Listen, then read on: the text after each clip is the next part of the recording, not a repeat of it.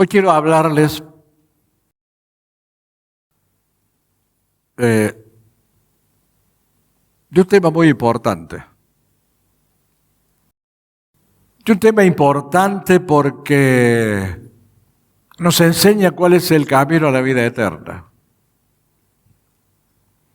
Y enseña también que muchas veces inconscientemente asumimos actitudes religiosas, sin vida en sí, hasta huecas, rutinas, rituales,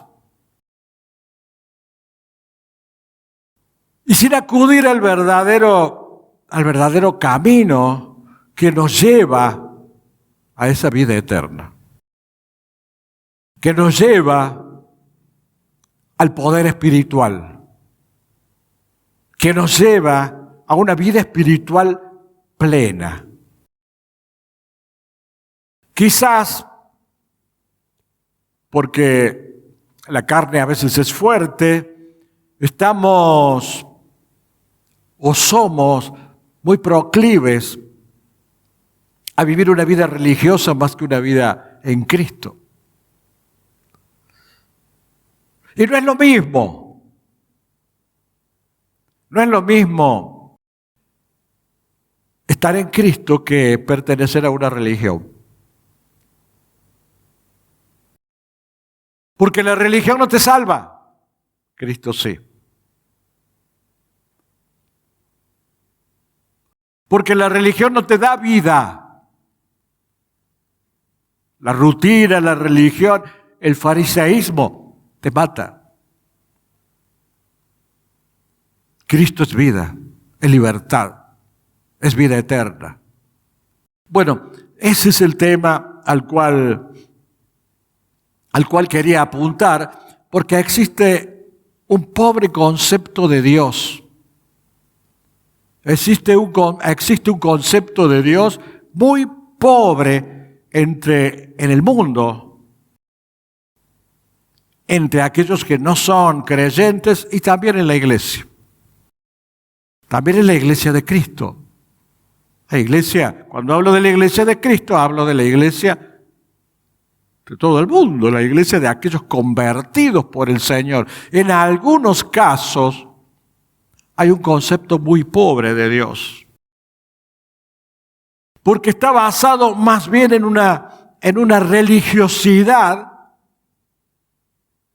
en el cumplimiento de un ritual, en el cumplimiento de un hábito o de una tradición, más que en el hecho de conocerlo a Dios.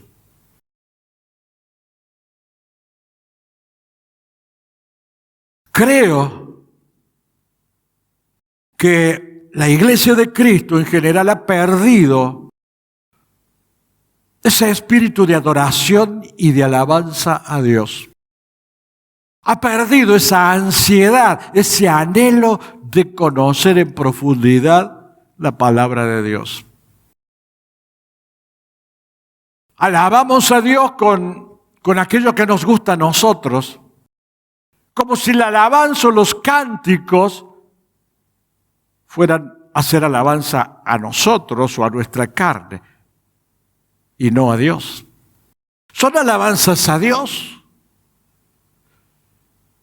Y tenemos que derramar nuestro corazón en libación, como dice la palabra de Dios, adorando y alabando a Dios con cualquier tipo de cántico que nosotros hagamos, nos guste a nosotros o no nos guste, porque no es hacia nosotros que va dirigida esa alabanza, sino a Dios. Y en cada alabanza debemos poner, en cada cántico debemos poner el alma y la vida. De igual manera, observo, puede que esté equivocado, pero creo que hay una tibieza excesiva en conocer las profundidades de las verdades reveladas por Dios, concretamente en conocer la palabra de Dios. Porque no podemos conocer a aquel que nos da un mensaje, nos revela su palabra a través de la Biblia, sin conocer lo que dice. Y yo veo que hay poco interés en profundizar el mensaje de Dios, los mandatos de Dios, las promesas de Dios.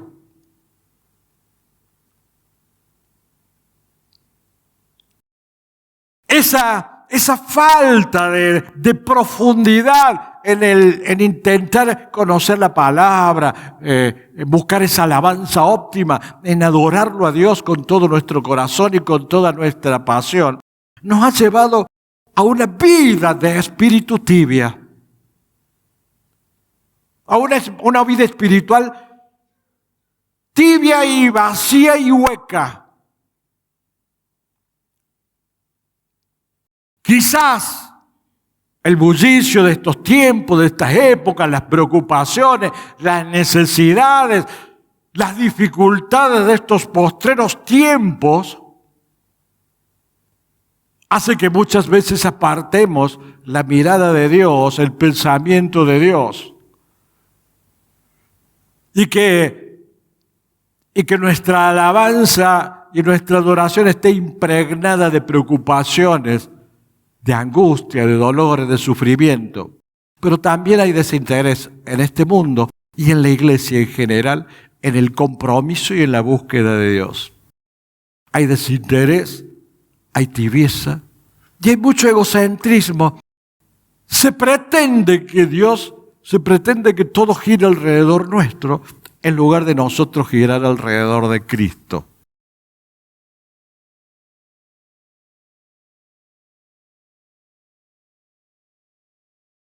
El hombre confía más en sí mismo que en Dios. Y eso porque no le conoce. Porque no sabe todo lo que Dios puede hacer en su vida. No conocemos a Dios, hermanos. Al menos no lo conocemos en la medida que deberíamos conocerlo. O al menos no intentamos conocerlo más. Para nosotros, la vida espiritual comienza cuando ingresamos al templo y termina cuando salimos del templo y se acabó nuestra vida espiritual.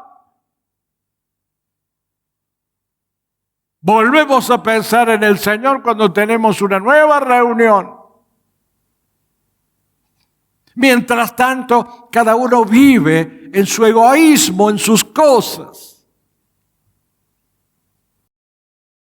Y eso ha dañado la relación con Dios, porque es una relación que la iglesia tiene, que es una relación muy superficial. Una relación en la cual el hombre, el ser humano, los creyentes, concurren al templo para recibir de Dios, pero para darle poco. Recibir lo más que se pueda del Señor, pero le damos lo menos que podamos.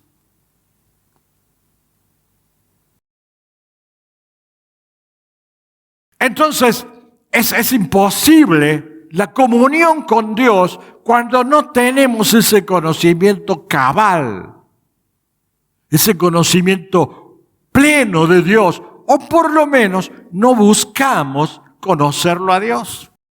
Y tenemos que redescubrir de que Dios es nuestro soberano, redescubrir la majestad de Dios. Él es el supremo rey, el supremo sacerdote, el supremo pastor.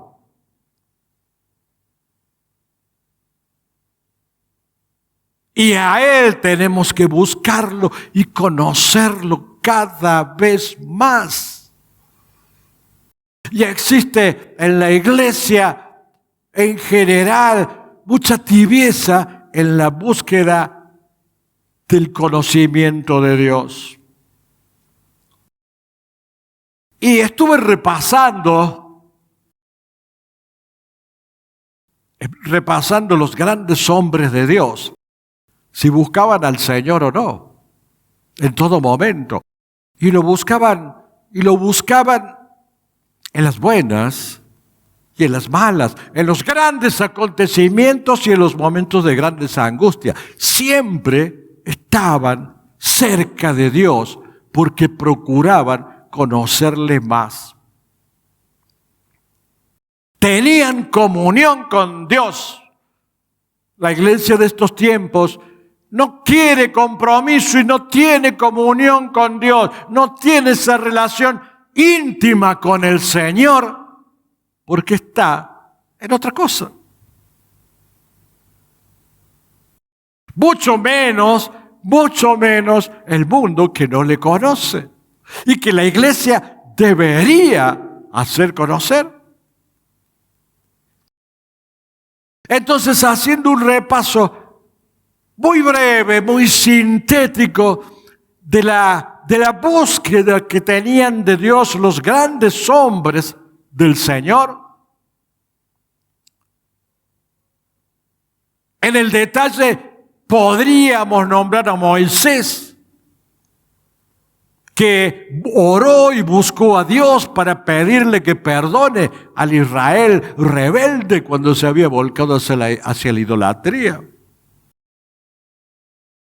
Josué, en necesidad, se puso a orar y el sol se detuvo.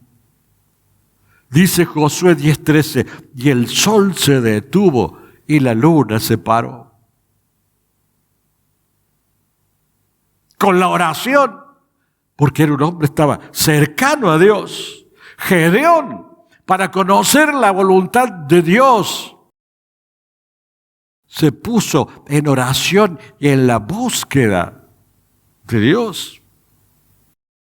Elías, cuando los falsos profetas amenazaban su vida, oró a Dios, buscó esa relación íntima, esa amistad que tenía con Dios. Y buscó a su soberano, a su rey y señor, para que le ayudara y Dios le ayudó. Eliseo oró, buscó a Dios cuando un niño había muerto y ese niño resucitó. Ni hablar de la gran oración que hizo Daniel en esa íntima relación con Dios y que está detallada en Daniel 9, versículo 3 al 19, a la cual no vamos a entrar hoy porque no es el tema. Los salmos están plagados de oraciones, de alabanza, de cánticos, de búsqueda, de unión, de relación íntima con Dios, acción de gracias. Y ya después los cristianos, después de la ascensión, regresaron a Jerusalén y dice la palabra de Dios que perseveraban unánimes en oración y ruego. Siempre unidos a Dios, orando y clamando. La iglesia, cuando fue perseguida, se reunía a orar. Buscaba a Dios, buscaba en Él la solución. Los apóstoles dijeron, nosotros persistiremos en la oración y en el ministerio de la palabra. Esa fue la decisión de los apóstoles después de la ascensión de Jesús. Persistiremos en la oración. Persistiremos en esa relación profunda con Dios porque le conocemos y porque queremos estar con Él.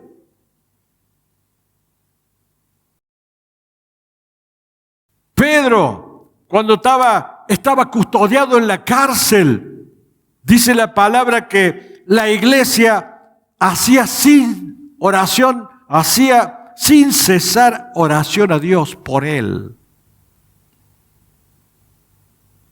Claro, tenían vida espiritual y la compartían a través de esa unión permanente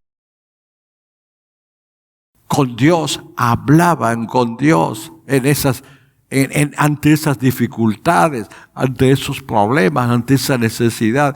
Se contactaban en oración con aquel a quien conocían. Pedro, antes de resucitar a Tabita, oró a Dios, buscó a Dios. Pablo, desde que se convirtió, tuvo una permanente vida de oración, hablando con Dios, porque le conocía. Y Jesús, miren, Jesús siempre, y porque es nuestro Señor, y porque es Dios, siempre es el ejemplo supremo de todas las cosas. Hubo muchos momentos de oración en su ministerio terrenal, porque estaba en unión y en comunión con Dios. Era uno con el Padre. Y lo que Él pretende que nosotros seamos uno con Él. Y ahí es nuestra falla.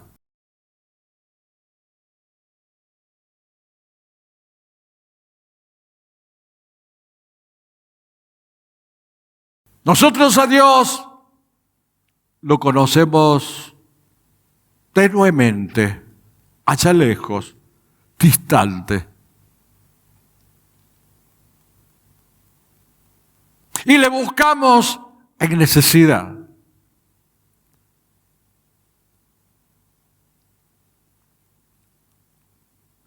La predicación de estos tiempos es una predicación adaptada y adecuada a las necesidades de la gente.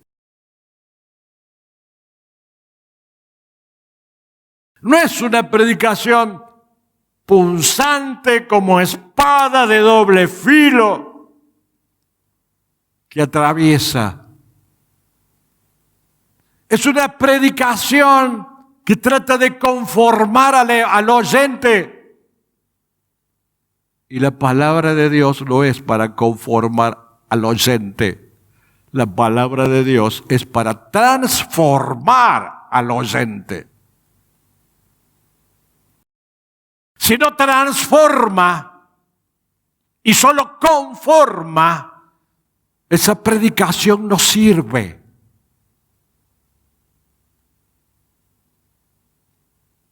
Son palabras lanzadas al aire y que se las lleva el viento. La palabra de Dios es poder de Dios que debe transformar vidas. Y en las iglesias se predica la palabra de Dios. Pero pasa un año, pasan 2, pasan 10, pasan 20 y las vidas no se transforman. ¿Qué pasa?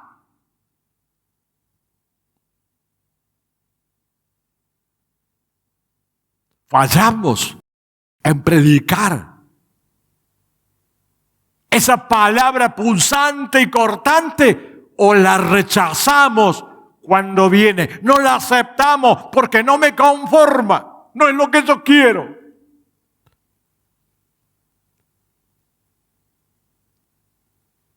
Jesús estaba en permanente unión con Dios. En permanente comunión con Dios. Jesús oró en su bautismo. Lucas 3:21, también Jesús fue bautizado y orando al cielo se abrió. Y orando el cielo se abrió.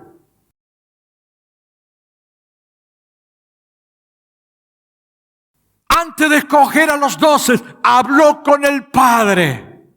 Jesús oró, Lucas 6:12, fue al monte a orar y pasó la noche orando a Dios. Hablando con Dios.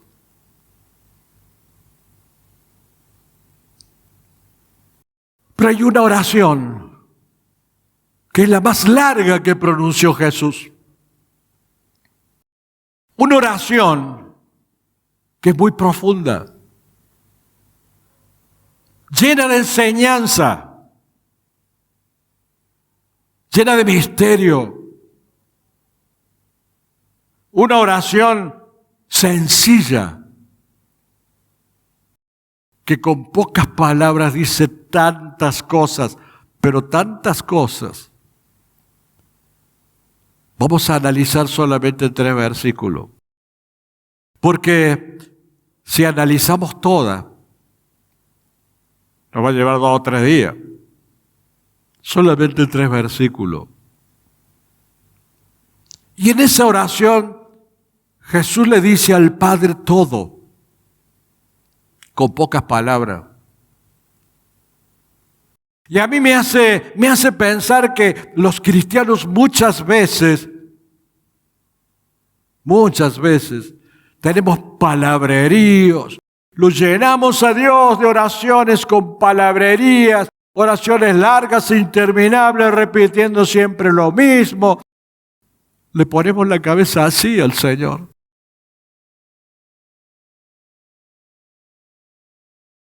Y tratando de que sean palabras adornadas, palabras bonitas. Y la sencillez y la profundidad de las palabras de Jesús nos enseña cómo para hablar con Dios hay que conocerle, hay que estar cerca de Él y hay que hablarle en forma directa. Simple, sencilla y directa. Estas palabras del Señor fueron unas palabras muy profundas, que cuando uno entra a analizarla, te lleva al trono de Dios. Y está narrada en Juan 17. El versículo 1 del capítulo 17 dice así: estas cosas habló Jesús y levantando los ojos al cielo, dijo: Padre, la hora ha llegado. Glorifica a tu Hijo para que también tu Hijo te glorifique a ti. Así comenzó la oración Jesús.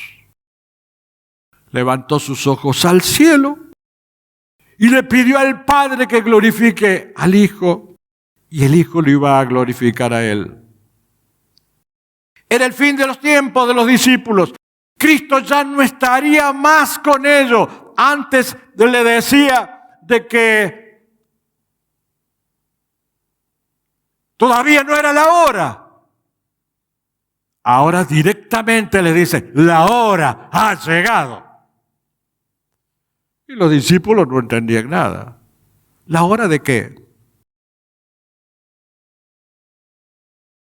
Había llegado la hora de su muerte, había llegado la hora de ese sacrificio supremo que Él iba de hacer o había de hacer por cada uno de nosotros. Era el fin de los tiempos de Jesús. Y Pedro le iba a negar y también había anunciado eso. Durante todo ese periodo de tiempo había instruido Jesús a sus discípulos, enseñándoles lo que debían hacer una vez que Él partiera. Y Juan 14:2 dice: voy pues a preparar lugar para vosotros. Al mismo tiempo que los dejaba, les dejaba el consuelo también, que iba a preparar lugar para ellos. Y miren, empieza la oración Jesús levantando los ojos al cielo. ¿Por qué? Porque reconoce que la majestad está en el cielo, que el Rey está en los cielos, que el Padre está en los cielos, que el trono de Dios está en los cielos. Y es una demostración de sumisión, de dependencia al Padre. El cristiano de este tiempo quiere ser libre e independiente. No quiere depender de Dios. Dios comenzó esta larga oración demostrando que dependía del Padre, levantando los ojos al cielo y demostrando que tenía una comunión íntima, una relación personal con Dios, una relación familiar con Dios. Y yo les preguntaría, hermano, ¿usted tiene una relación íntima con Dios? ¿Tiene ese diálogo permanente con el Señor? ¿Está la voz de Dios siempre mostrándole, enseñándole cosas en su pensamiento? ¿Está siempre presente en su vida Jesús? ¿O cuando termina la reunión nos olvidamos? Esa comunión que Jesús tenía era íntima, profunda. Lo primero que hizo, levantó los ojos al cielo. La hora ha llegado. Y se cumplirían las promesas del Antiguo Testamento. Las promesas de su sacrificio y de su victoria sobre el pecado, sobre la muerte, sobre Satanás, y la obra de redención que tuvo hacia nosotros. Porque con esa sangre nos compró lo que se había perdido. Y después dice, glorifica a tu Hijo para que también tu Hijo te glorifique a ti. ¿Saben de qué manera Dios puede glorificar al Hijo? Y puede glorificarlo a través del cumplimiento de la redención que había de venir después del sacrificio de Cristo. Y Jesús glorificaba al Padre haciendo la voluntad del Padre. Nosotros, o los cristianos en general, creen o piensan o pensamos que la forma de glorificar a Dios es con un ¡Gloria a Dios! ¡Gloria a Dios! Moviera. He estado toda la noche glorificando a Dios. ¡Gloria a Dios! ¡Gloria a Dios! Está bien, me parece bien, eso no está mal, perfecto. Pero no es la única forma. La mejor forma que tenemos de glorificar a Dios es haciendo su voluntad, es comprometiéndonos con Él, es viviendo la pasión y el amor por las almas para salvarlas y para traerlas a Cristo. Esa es la forma de glorificar a Dios, más profunda, más íntima. No teniendo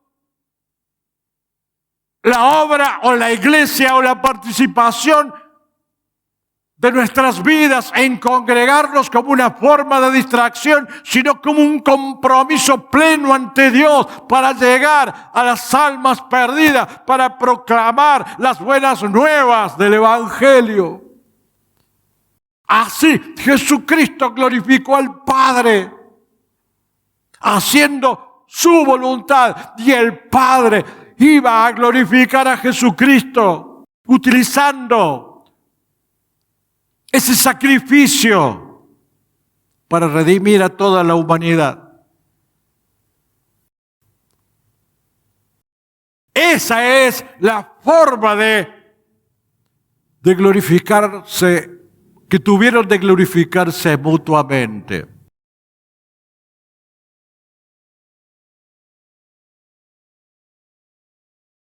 La voluntad del Padre, la acción del Hijo, la redención para la humanidad, conforme a lo que había planificado el Padre Celestial.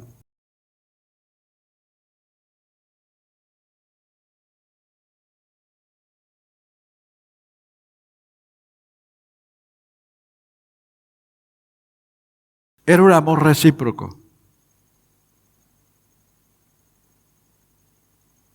Era un amor recíproco entre el Hijo y el Padre.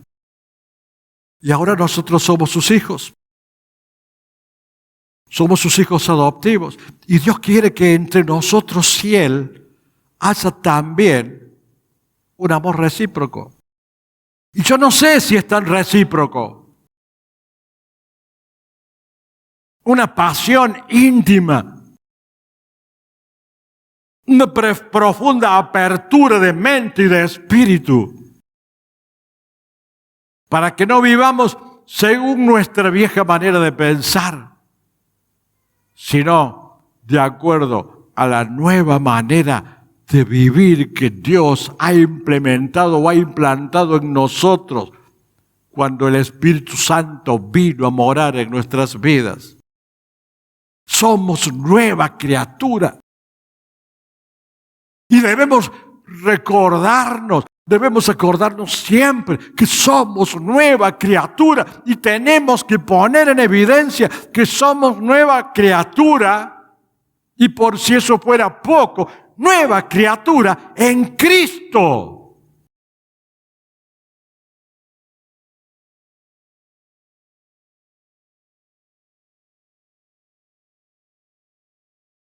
Jesús no buscaba su propia conveniencia. No buscaba su gloria, sino que buscaba que el Padre sea glorificado. La iglesia de Jesús debería también cumplir con los planes de Dios para que el Padre sea glorificado.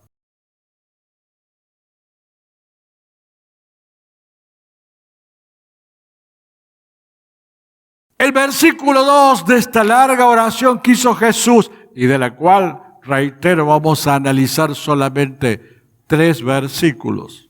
Dice, como le has dado potestad sobre toda carne. Cuando habla de toda carne se refiere a toda la humanidad. Para que dé vida eterna a todos los que le diste.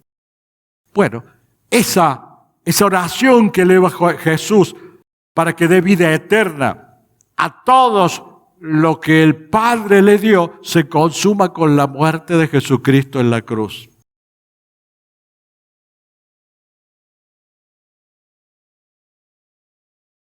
Y aquí viene algo que si lo captamos bien, debe cambiar nuestra manera de pensar. Porque, ¿qué es la vida eterna? Bueno, la vida eterna es estar en el cielo con el Señor, es estar permanentemente, eternamente, que la resurrección, que seremos resucitados, y todo eso lo sabemos. Pero ¿cómo hacemos para formar parte de esa vida eterna? Y aquí, en pocas palabras, en el versículo 3, el Señor lo expresa. Y esta es la vida eterna, que te conozcan a ti, el único Dios verdadero, y a Jesucristo, a quien has enviado. O sea que, vamos al principio de la prédica, cuando hablamos de la oración de Moisés, de Josué, de Elías, etc. Las oraciones de Jesús en su ministerio terrenal era porque conocían a Dios. Era porque estaban unidos a Dios. Y esa unión era verdadera, era auténtica.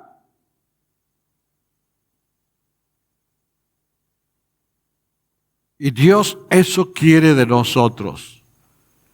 Esa es la forma de estar en el Espíritu.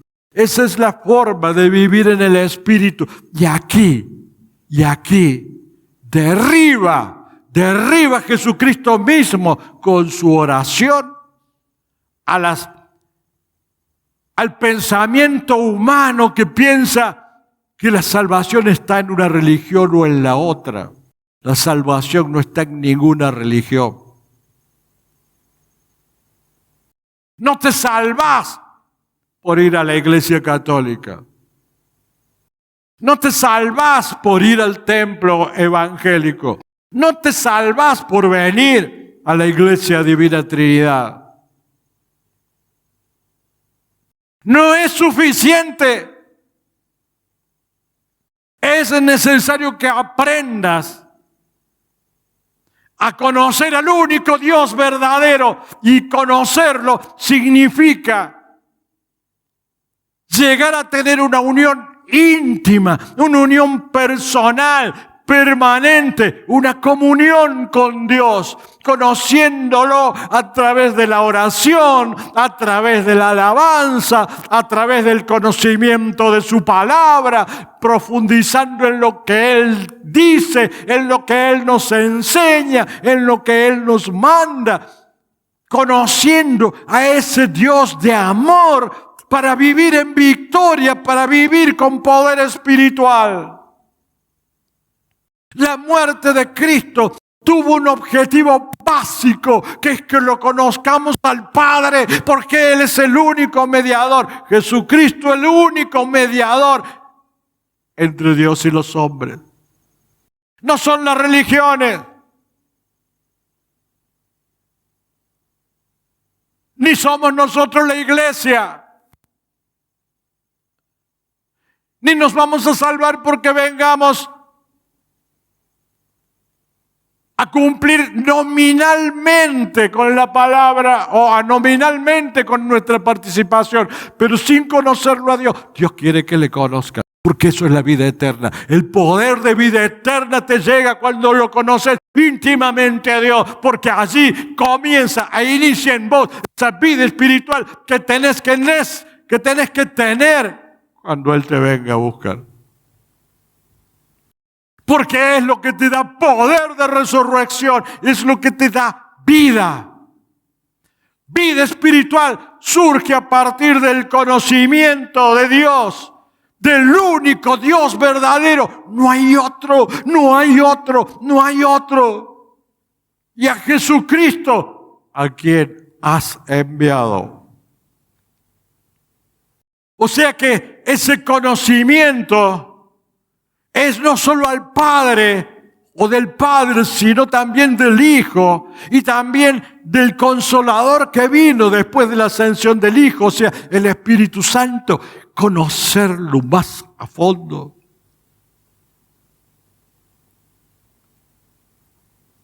Y yo veo que hay hermanos cuando hablamos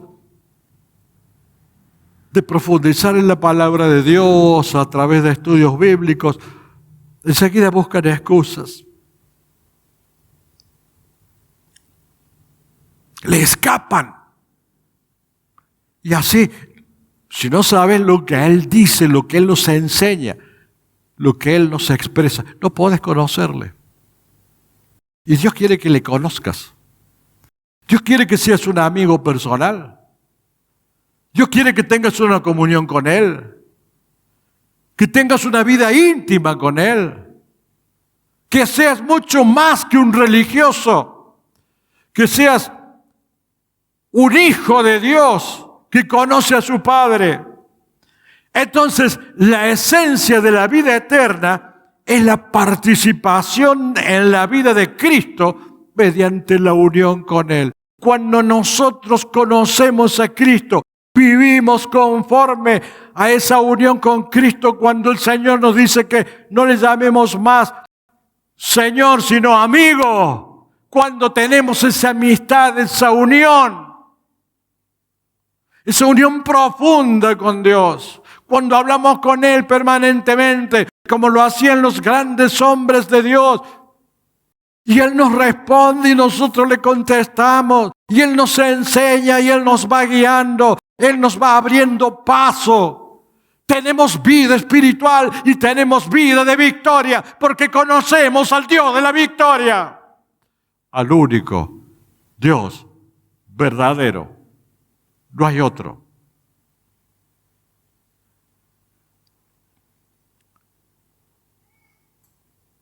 Entonces, cuando lo conocemos a Dios, sabemos que vamos a vivir con Él para siempre. Y nos gozamos, disfrutamos de esa comunión con Él. Y a mí ¿cómo podría decirle? Me saca de quicio ver la pasividad. No sé si está bien dicho, saca de quicio. Ver esa pasividad, ese desinterés por conocerlo a Dios. Esa falta de compromiso.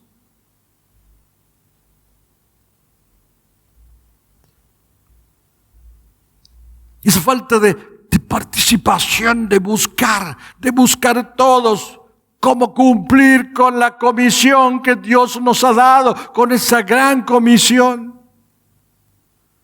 Esa apatía,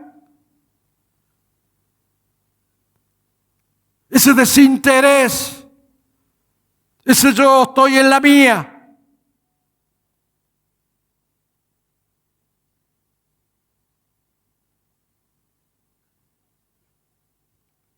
A veces pienso, hermanos, es que no tenemos sangre. Es que no tenemos sangre. Porque hay que tener un poquito de sangre, un poquito nada más para tener algo de pasión, de entusiasmo, para vivir, para triunfar, para vencer, porque tenemos a Cristo. ¿Por qué vamos a caminar y andar como vencidos o como derrotados? Claro. Si no le conocemos, tampoco podemos conocer que solamente en Él hay victoria. Si nosotros creemos que solamente seremos victoriosos haciendo la nuestra, claro.